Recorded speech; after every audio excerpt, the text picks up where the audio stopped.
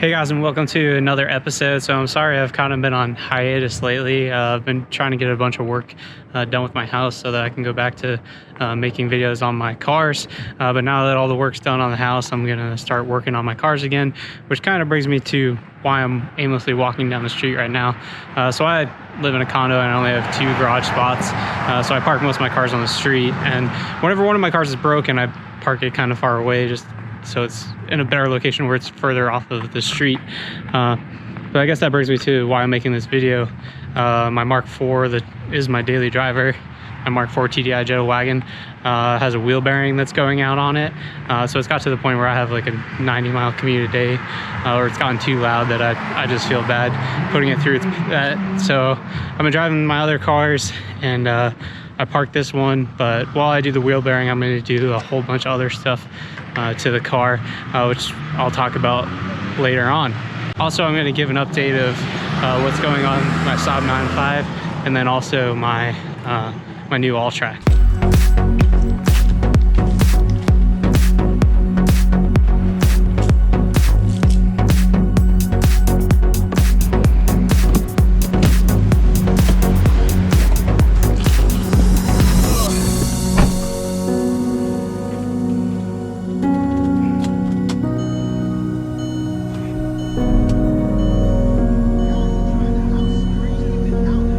Alright, so I'm just going to take this thing for a quick drive to charge its batteries just around the neighborhood so it won't do too much or any more damage to the wheel bearing or whatever.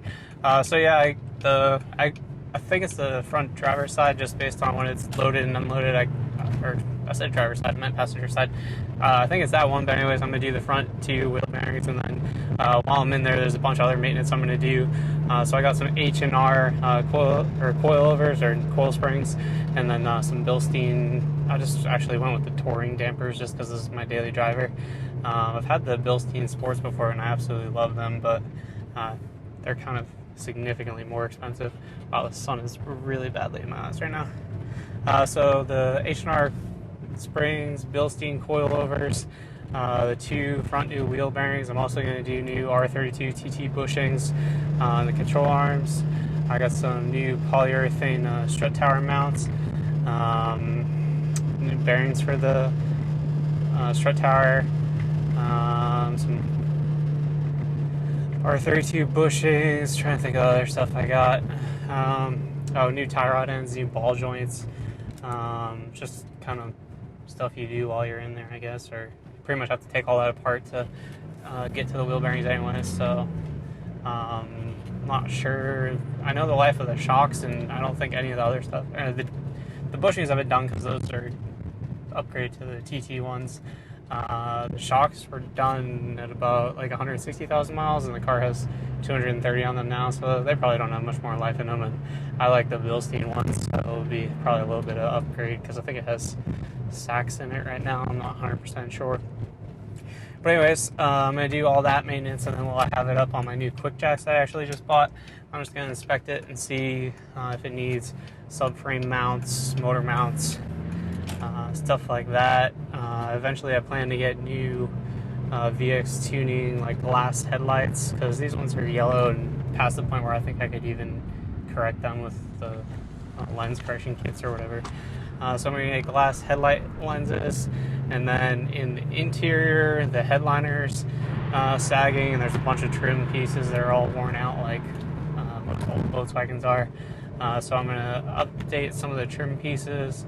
One of you guys actually recommended getting a new City Center console that actually has a cup holder in it, so I might do that. Replace the headliner, which I think I actually want to do a black plaid one, because I think that would look pretty good. Maybe do a shift boot that matches it, and then I'll just paint these A pillars, which are gray, just because I don't want to mess with the airbag system at all. So I'll paint those black and then do the headliner in black plaid.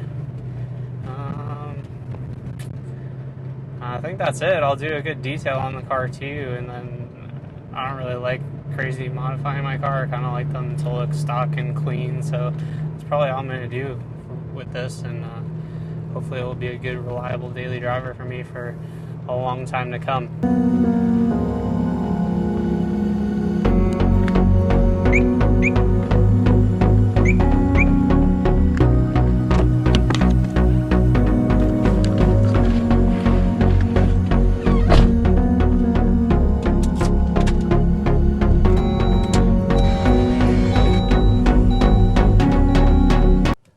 So it's been a long time since I made a video of my Saab, and the Saab mechanically is actually pretty sound. The only issue I'm having right now is chasing what's causing my heat not to be working, which I found as a broken blend door, and I have a new one. I just have to get around to putting it in. But I've actually been driving this since my Mark 4 had the bad wheel bearing. I've been driving it to work on days that it's not too cold because the heat's not working, so when it's cold I drive the other car. But once that's done, I just have to replace the subwoofer because that's blown out, and then just do a good detail on this car because it's actually mechanically pretty sound. And every time I go a while without driving this car, I think about selling it, and then the second I drive it again, I'm like, oh, why would I sell it? I absolutely love this car. It's a lot of fun to drive. It's my most powerful car. It handles the best. Has a built-in sport coilovers, which is why I kind of wanted to get them for the Jetta, but didn't really feel like spending $600 on shocks for a car that's my daily driver. But yeah, once I get the HVAC system sorted out in this, I just have to give it a really good detail. I honestly haven't even vacuumed this car since I bought it like a year and a half ago, and it was not very well clean when I got it. So give this a good detail, and it'll pretty much be done. I have no other plans for it other than to enjoy it.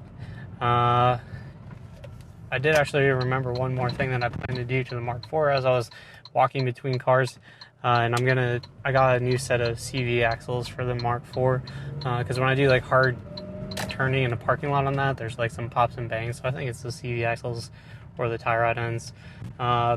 Regardless, I have no history of either of those being changed, so if they're 230,000 miles old and haven't been done, I have no problem doing those preventively. But one of the two will fix that issue. So the only other car is my 2019 Alltrack, which is brand new, so no issues there, and I've been really enjoying driving it. So look for more videos coming to that one.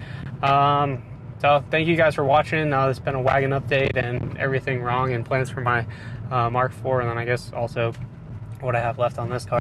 But anyways, thanks for watching, and I hope you guys have a great day. See you later.